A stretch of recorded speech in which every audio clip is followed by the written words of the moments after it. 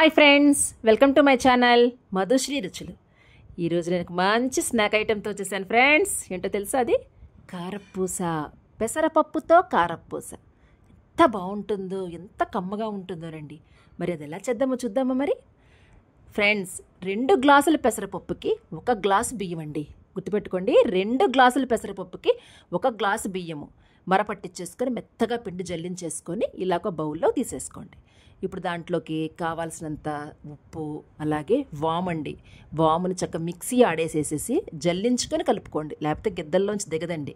అలాగే కావాల్సినంత కారము వేసుకొని 3 మొత్తం బాగా కలిసేలాగా పిండిలోనూ కలిపేసుకోండి. మొత్తం కలుపుకున్నాక ఇప్పుడు నీళ్ళండి, చల్లటి నీళ్ళేనండి, హాట్ వాటర్ కాదు ఫ్రెండ్స్, చల్లటి నీళ్ళే వేసుకొని పిండిని మొత్తం ముద్దలాగా కలుపుకోవాలండి. కొంచెం కొంచెంగా నీళ్లు పోసుకుంటూ కలుపుకోండి. ఒకసారిగా వేస్తే మరి జారైపోతుందండి. సో కొంచెం కొంచెంగా వాటర్ పోసుకొని కలుపుకుంటూ ఉండండి. మనకి అటు మెత్తగా అటు జారుగా కాకుండా అటు గట్టిగా కాకుండా ఉండేలాగా పిండిని కలుపుకోవాలండి. సో కలిపేసుకొని పక్కన పెట్టేసుకోండి. ఈలోపు మనం కారపూసని ఎలా వేద్దామో చూద్దాము. అలాగే స్టవ్ వెలిగించుకొని బాండీ పెట్టుకొని దాంట్లోకి కారపూస కావాల్సినంత నూనె, వేగడానికి కావాల్సినంత నూనె వేసుకొని నూనె వేడెక్కేంత వరకు ఉంచండి. నూనె బాగా వేడెక్కాలండి, ఎందుకంటే బాగా వేడెక్కితేనే కారపూస బాగా ఫ్రై అవుతుంది. ఫ్రై అయితేనే అది క్రంచీగా క్రిస్పీగా ఉంటుంది. సో ఈలోపు అది వేడెక్కేలోపు మనం కారపూస గిద్దలను తీసుకొని దాంట్లో కొంచెం ఆయిల్ రాసుకోండి. కొంచెం లూజుగా మనకు చక్కగా కారపూస బాగా షేప్లో వస్తుంది అందుకని. సో ఇప్పుడు నూనె కాగిందో లేదో చూద్దామా ఫ్రెండ్స్. నూనె కాగుతుందో లేదంటే కొంచెం పిండి వేసి చూడండి ఒకసారి. అది వేడెక్కింది, నూనె బాగా కాగింది అంటే అది ఫ్రై అవుతుంది. ఆ పిండి ఫ్రై అయ్యింది అంటే కనుక మనకు నూనె వేడెక్కినట్టే. ఇప్పుడు మనం కారపూస గిద్దల్లో నుంచి కారపూసని చక్కగా రౌండ్ షేప్లో వచ్చేలాగా కారపూస వేసుకోండి ఇప్పుడు. సో ఇప్పుడు ఇది నూనె బాగా మరుగుతుంది అంటే అది కాగుతుందనండి. అది మరగడం ఆగిపోయింది అంటే ఒకవైపు ఫ్రై అయిపోయినట్టే ఫ్రెండ్స్. కారపూసని చూడండి చక్కగా ఇందాక బాగా పొంగి మరుగుతున్నట్టుంది. ఇప్పుడు వేగడం ఆగిపోయినట్టుంది అంటే ఇది బాగా ఫ్రై అయిపోయినట్టు. ఇప్పుడు దాన్ని అటువైపు తిప్పేసుకోండి. 2 వైపులో కూడా బాగా ఫ్రై అవ్వాలండి. ఏమాత్రం ఇది ఫ్రై అవ్వకుండా మెత్తగా ఉంటే కనుక కారపూస అంత క్రిస్పీగా ఉండదండి కొంచెం. సో పిల్లలు క్రిస్పీగా ఉంటే తినడానికి బాగుంటుంది. మనమైనా సరే, పెద్దవాళ్ళకైనా పిల్లలకైనా సరే. ఓకే, ఇలా బాగా ఫ్రై అయిపోయిన దాన్ని కూడా తీసుకొని పక్కన పెట్టేసుకొని, అలాగే మన దగ్గర ఉన్న పిండిని అంతటినీ కూడాను చక్కగా ఒక్కొక్కటి కారపూస అలా వేసుకొని బాగా ఫ్రై అవ్వాలండి. ఫ్రై అవ్వకుండా ఉంటే పిండిగా ఉంచకూడదండి. కొంచెం కలర్ మనకి గోల్డెన్ బ్రౌన్ కలర్లో వచ్చేలాగా ఫ్రై అయ్యేలాగా చేసుకోండి. ఇలాగ పిండిని అంతా వేసేసుకోండి ఫ్రెండ్స్. గుర్తుపెట్టుకోండి, చాలామంది ఫ్రెండ్స్ ఈ రోజుల్లోనూ కారపూస అంటే ఒక శనగపిండితోనే వేస్తుంటారు.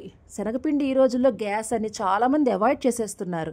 సో కొంచెం ఎక్కువ తిన్నా కూడా గ్యాస్ పట్టేస్తుంది అని అసలు మన పాతకాలం వంటలు, మురుకులు కానీ కారపూస కానీ ఇవన్నీ పక్కన పెట్టేస్తున్నారండి. మందంగా ఉంటుంది, ఆకలి ఉండడం లేదని. కానీ ఫ్రెండ్స్, ఇది అందరూ ఇష్టపడతారు.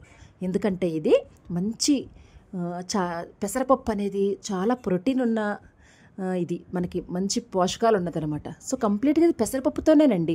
2 గ్లాసుల పెసరపప్పుకి 1 గ్లాసు బియ్యమేనండి. అంటే పెసరపప్పుతోనే వేస్తున్నాం. పెసరపప్పు అనేది మనకి మంచి విటమిన్స్ ఇస్తుంది. అలాగే చలవ, తింటుంటే కమ్మగా ఉంటుందండి. అది ఏమీ గ్యాస్ కాదు. కొంచెం పిల్లలు కానీ ఏమైనా ఆడుతూ పాడుతూ స్నాక్స్ అని తింటూ ఉన్నా కూడా వాళ్ళకి ఎటువంటి ఇబ్బంది కూడా ఉండదండి. పెద్దవాళ్ళకైనా పిల్లలకైనా కూడా. సో చాలా మంచి రెసిపీ అండి ఇది. సో ఖచ్చితంగా అందరూ ట్రై చేస్తారనుకుంటున్నాను ఫ్రెండ్స్. అలాగే లాస్ట్లో మిగిలిపోయిన పిండిలో కూడాను కొంచెం మనం చక్కగా 2 ఉల్లిపాయలు కట్ చేసుకొని సాయంత్రం పూట పకోడీ వేసుకున్నా కూడా ఇదే పిండితోటి ఏమాత్రం మనకి ఇబ్బంది ఉండదు. ఆకలి వేయకపోవడం అని, మందంగా ఉండడం కానీ, అలా గ్యాస్ పట్టడం కానీ ఏమీ ఉండదండి. ఎందుకంటే ఇది పెసరపప్పు, శనగపిండి కాదు ఇది. సో అందరికీ ఈ రెసిపీ నచ్చింది అనుకుంటున్నాను. నా వీడియోస్ చూసి నన్ను బాగా ఎంకరేజ్ చేసిన వాళ్ళందరికీ కూడా చాలా థ్యాంక్స్ అండి. మరికొన్ని మంచి రెసిపీస్తో వస్తాను ఫ్రెండ్స్. నన్ను ఎంకరేజ్ చేస్తారనుకుంటున్నాను నేను. చూడండి ఫ్రెండ్స్, కారపూస ఎంత క్రిస్పీగా చక్కగా ఇలాగా క్రంచీగా సౌండ్ వస్తుందో, మనం తింటుంటే ఎంత బాగుంటుందోనండి. తినే కొద్దీ తినాలనిపిస్తుంది. ఇది పంటి కింద పడుతుంటే ఆ పెసరపప్పు కమ్మదనం అంత టేస్ట్గా ఉంటుందండి. చాలా బాగుంటుంది ఫ్రెండ్స్. మరి ఖచ్చితంగా ఈ రెసిపీ ట్రై చేసి ఎలా వచ్చిందో కామెంట్ చేస్తారనుకుంటున్నాను ఫ్రెండ్స్. మరికొన్ని రెసిపీస్తో వస్తాను. Please like, share and subscribe my channel Madhushri Ruchulu. Bye friends.